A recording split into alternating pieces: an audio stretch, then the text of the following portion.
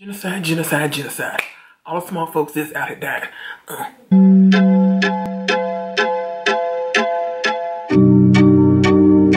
Hey guys, Nessie here, and welcome to another Masking and Bemoaning, where we take on pop culture. And today we're going to be looking at the 5th episode of Game of Thrones called The Bells. They, of course, released the episode titles after they show it, which is stupid. Like, none of them have been spoilers, not really.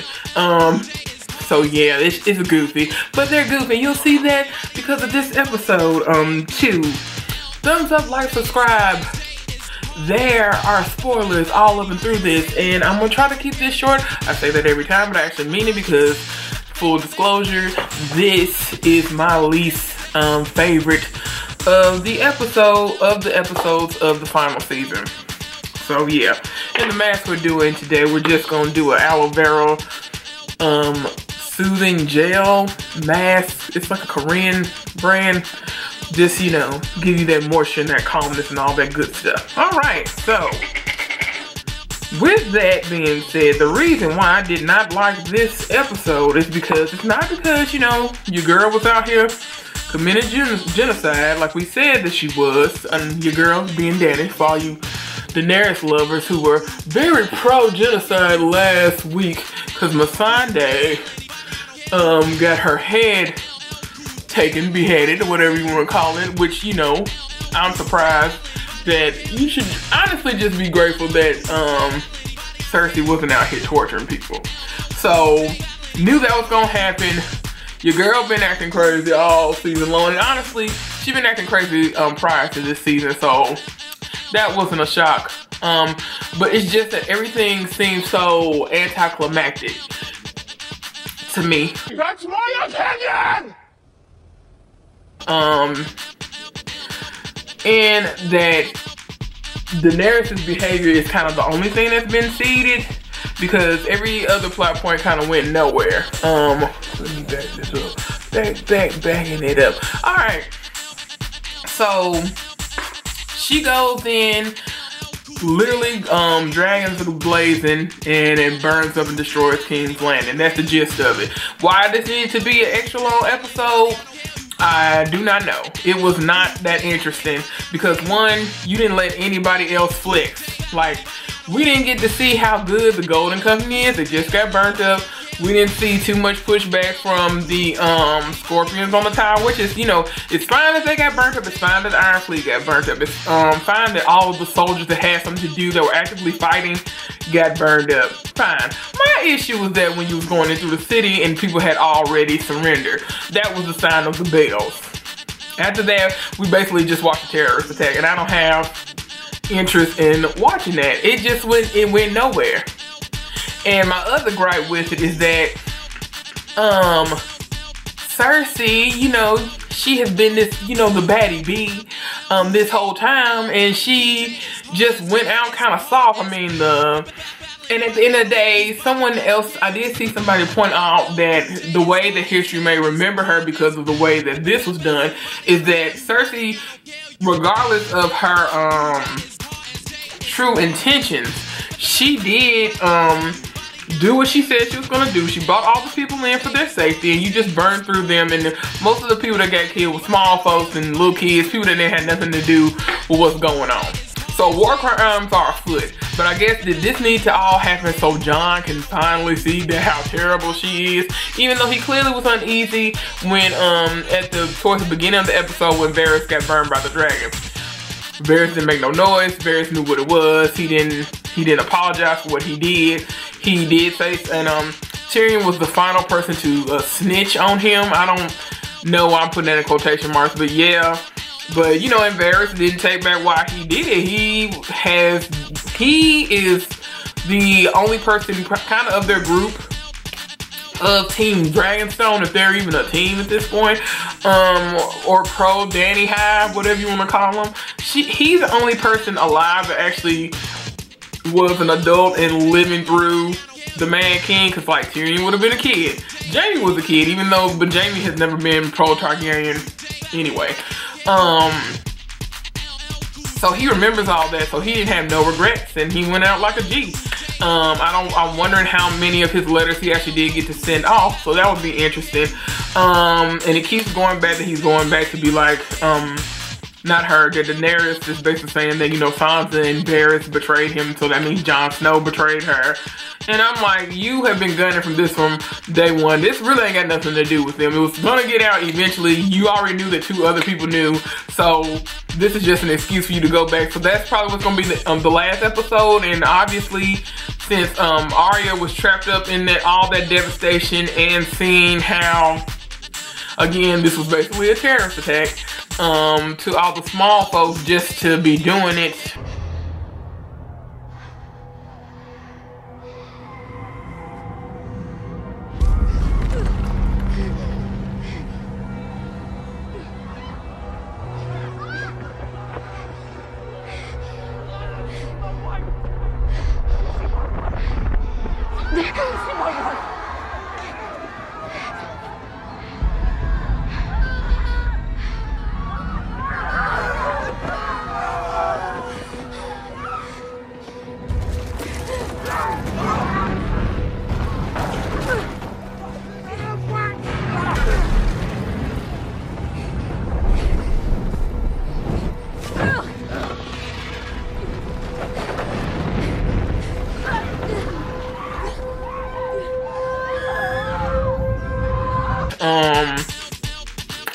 Yeah, I think those green eyes that she's going to shut forever, which was the prophecy from Melisandre, are actually going to be Daenerys's. Because while Daenerys has purple eyes in the book, in the show, her eyes are green.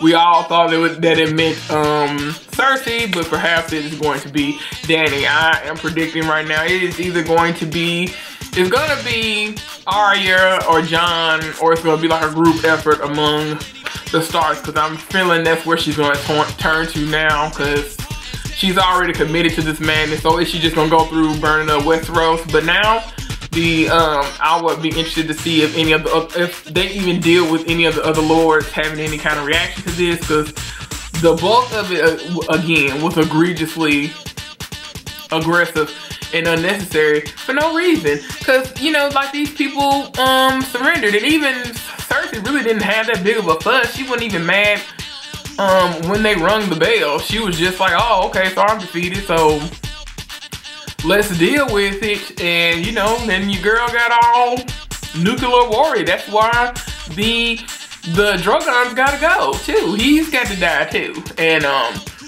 I would be interested to see if there's another way to kill the, I don't think that it needs a scorpion, per se, to actually kill the dragon, either.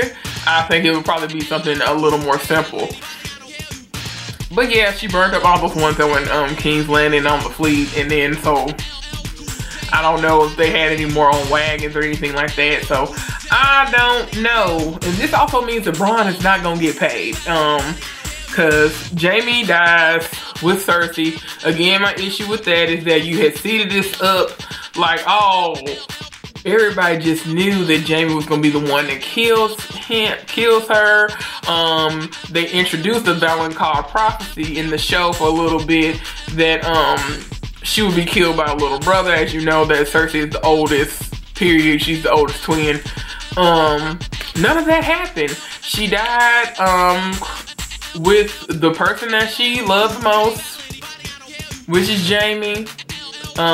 She died crying about her kids, and she, you know, wanted her baby to live, and they left it at that. There was no deep carrying on of that, so that was kind of a letdown.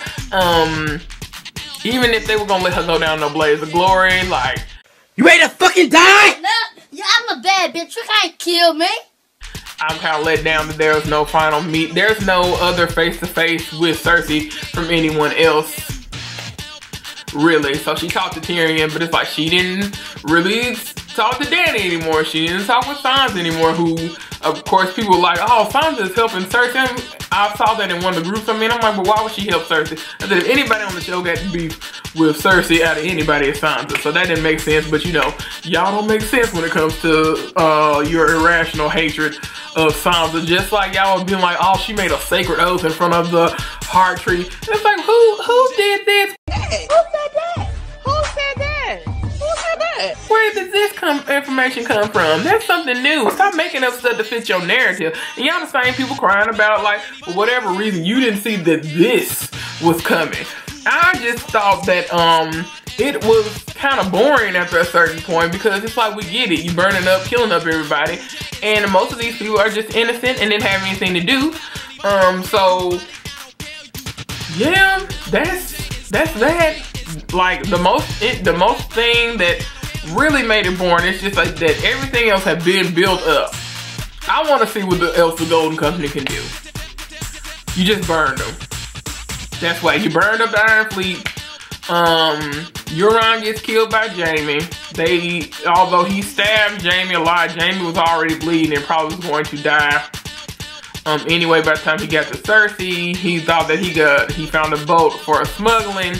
Because then earlier in the episode, Jaime does get captured by the Northern forces because he was trying to get back into King's Landing to get back to Cersei. So again, they played that straight. There was no nuance, nothing.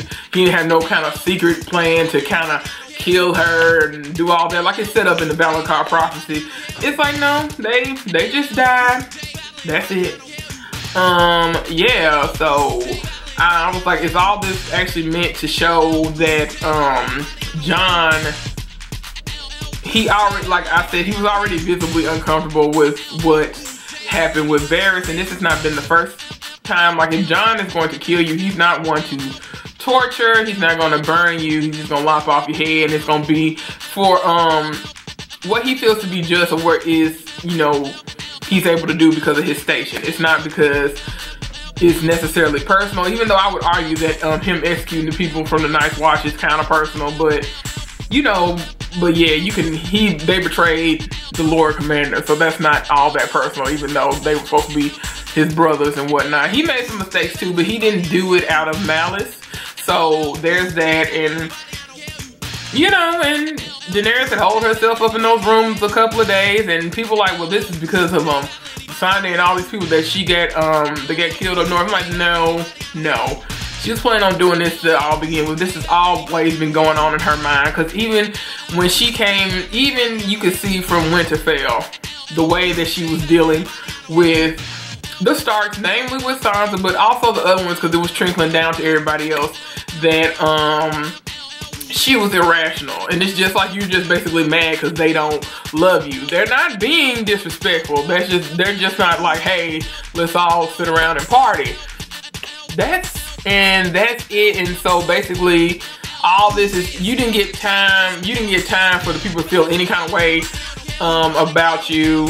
Of course, now you just look like a tyrant. And then the preview for the final episode, some of the way that when she comes out of all this dust and smoke, these connotations, just dictatorships. It looks like I don't want to be extreme, look like a Nazi rally, and how they would after they took over a city. So it's like you don't want to be the queen, and you want to give all these breakers of chains and all this and that. So you want to enslave these people the way that your slave army used to be, because that's what you did.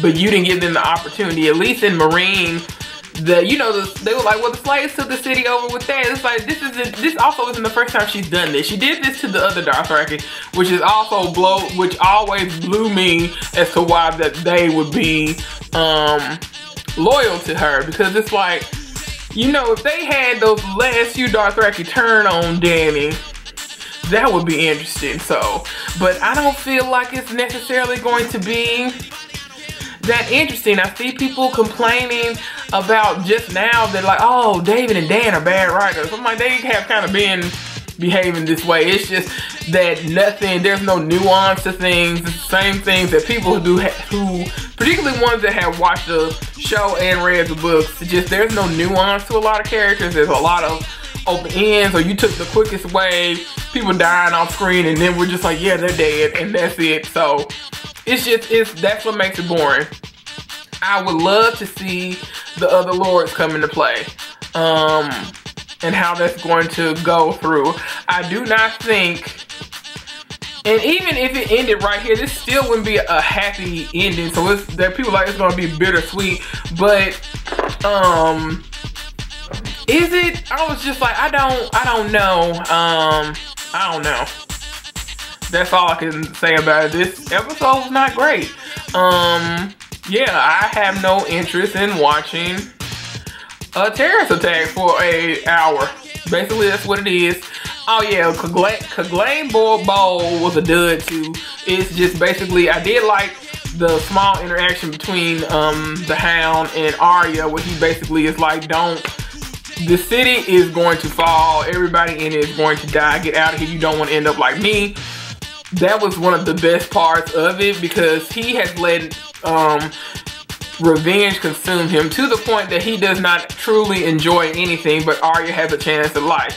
Maybe she will go with Gendry and go ahead and have babies and all of that, but I think she had so much that she was just being consumed with revenge for everything that's happened to her and her family and all that kind of stuff. So that's understandable, but that final fight between the two Clegane brothers was kind of they both died. Even their little knocking around at each other, because you know the mountain was messing the Hound up. But eventually, you know, they just dove off into rubble and fire. It wasn't all that. It's just like, why even keep this going that long if that's what you're gonna do? Because he basically he couldn't fight the mountain. The mountain has basically been dead since because I believe he got poisoned by Oberyn with those spears. Because even though he took Oberyn out of here, I think Oberyn took him out of here if Qyburn didn't, you know, mess with him and do his experiments, which that's why he got kicked out of Mesa School, the Citadel, and all that kind of stuff. So that little chat was interesting. I knew that that little girl and that woman that Arya was with, they were going to be, you know, dust like Pompeii like, and it was. So, but she needed to see all that devastation too, even though she's seen it before. Yeah, so I just think that this is actually setting the seeds for them to get Daenerys up out of here, or they're all going to die. And that can be that on that too. Alright, I'm sorry this was not that positive. This is going to be one of my shorter videos. Like I said, I didn't really like it. Like, a lot happened, but a lot did not happen. And just the deaths were like empty. It was like a hollow show. It was just like, okay, sis, we get it, you mad. But why does this have to be going on for an hour and a half of you blowing up the city? You could have that could have been accomplished quick. But what Dave and Dan tend to do, and they will probably get awarded for this episode because y'all did the same thing with the Battle of the Bastards. There was not much dialogue in this episode, which those have been the shows that they have gotten awarded for the most. And I'm like, well, but like script wise, it's kind of weak. Yeah, there's not a lot of plot and intrigue going on. It kind of is what it is, because she was burning and slicing and dicing. So maybe also I just think this is a setup episode to give the people reason to turn on her. Namely Jon, Arya, and Tyrion. That's it. Alright, thanks for watching. Tell me what you guys thought. Hope you liked this video. Thumbs up, like, subscribe. And remember that Nessie loves you. Bye.